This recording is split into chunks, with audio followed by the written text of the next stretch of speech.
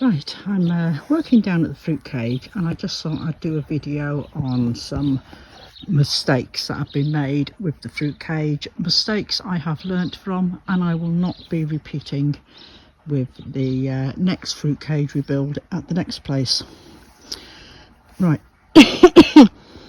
first mistake was putting down wood chip. When you put down wood chip, eventually it breaks down, of course, and you do, keep topping it up. And when you top it up, and of course the underneath is all broken down, you get weeds set in it. And yeah, even though they may be fairly easy to pull up, unless you keep on top of it literally all the time, it will get overrun with weeds. So at the moment, as you can see, I am clearing through. I'm trying to get a couple of bits or a bit done every day before it gets too hot. So I'm clearing off the weeds and any wood chip that comes up with them. Then I'm going to re-level the membrane, peg it down more. So that's mistake number one, putting down the wood chip. The membrane is brilliant. If I was going to do, or when I do a fruit cage again, I will choose my area carefully.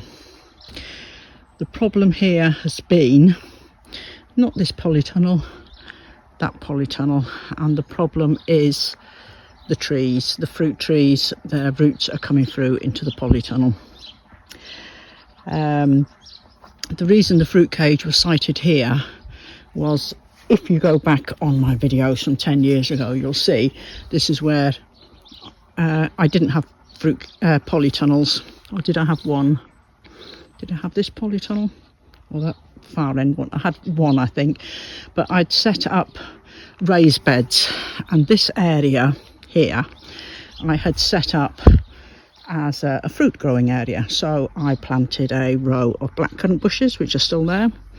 I had some little beds with raspberries in and strawberries, planted a few gooseberry bushes, planted this apple tree.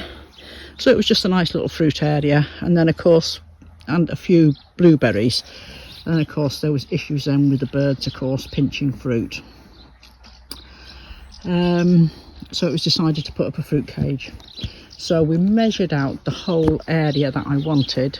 We bought 2 fruit cages, and they're both adjoining. You can see where the down thing comes there, which really isn't needed. I'd quite happily have that taken out. So we bought the 2 fruit cages, put them up and covered the initial area. I then decided to put membrane down, trying to put it around what existing plants I had. In hindsight, what I should have done was selected a new area, covered it completely with membrane for at least a year, put the fruit cage up on top of that, and then planted into plant holes in the membrane. That's what I should have done, but I didn't. I'd never had a fruit cage before. Something else we ended up adding to the fruit cage as time went on was boards along the bottom, so that we could trim right up to the edge if we needed to without damaging the fruit cage. So instead of bark chipping, what I would do is put down slabs. I had planned this year on putting down slab paths between all the fruit, but as we're going to be moving, I'm not going to be doing that. But I will be doing it in my next fruit cage. The other thing I won't be doing in my next fruit cage that I've learnt from, I won't be planting fruit trees in it. Think carefully about what fruit the birds go for. Raspberries, red currants, blueberries, tayberries, all that type of thing. That is what needs the protection. Black currants, these have become a real pain, and I'm going to be cutting them down short again.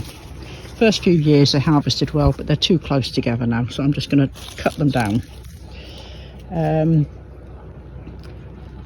yeah, cherry trees, the blackbirds love the cherries. These were supposed to have been dwarfs. They're not. That one there is supposed to be 8 foot, this one's supposed to be 8 foot, that's supposed to be 8 foot. That is definitely not an 8 foot tree. That is more, at the moment, it's probably about a 12, 15 foot tree. So that tree needs to come down. And these two, I will decide, I might keep both, but I'm going to fan train them, and I think that's the only way to do cherry trees in a fruit cage, because you're restricted with the height of the mesh. And what happens is the branches push through, then makes little holes, and the little birds can come into the fruit cage. So double check whatever trees you're putting in are dwarfs, or they have a restricted height, and you can fan train them from young trees. So other mistakes, yeah, these crossbars here, we don't need them. You know, like I say, we put two fruit cages together, so they could really come out, and it would make it easier for walking through. And keep in mind what fruit the birds actually go for. Now, the other reason, keeping it weed free, and I would prefer just membrane and slabs, is fallen fruit. You need to be able to harvest the fallen fruit. There's a couple of apples here that, as I've been pulling out weeds, I've come across, so I should be picking them up. Fallen fruit attracts vermin, and it attracts the pests, and of course, as the summer goes on, it will attract wasps. So we want to be able to gather up any fallen fruit to minimise, you know, anything like that. Planting, really think about your planting and your spacing. And this is of course a new raspberry bed that's gone in. There has been several attempts at doing raspberry beds, and it hasn't worked. The gooseberries are fine down there, but the raspberry beds just haven't, whatever, and the strawberry beds never worked here. I ended up putting strawberries into the polytunnel. But like the blackcurrants, too close together. The 3 cherry trees, of course, are too close together, and that one there, the tallest of them, is putting its roots out into the polytunnel. So yeah, these are all mistakes I've made. I will not be making again. And I must say, that's one thing I'm looking forward to, starting again with a new fruit cage. If we'd have been staying here, I would have said to Martin, I'm going to dismantle all the fruit cage down and start again.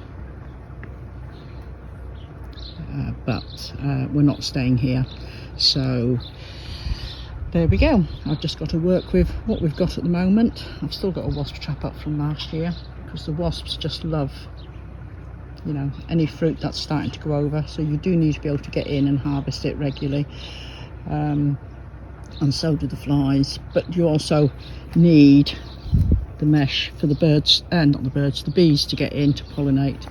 And there's a few bees buzzing around this guava here. So that is mistakes I've made with the fruit cage that I won't make again.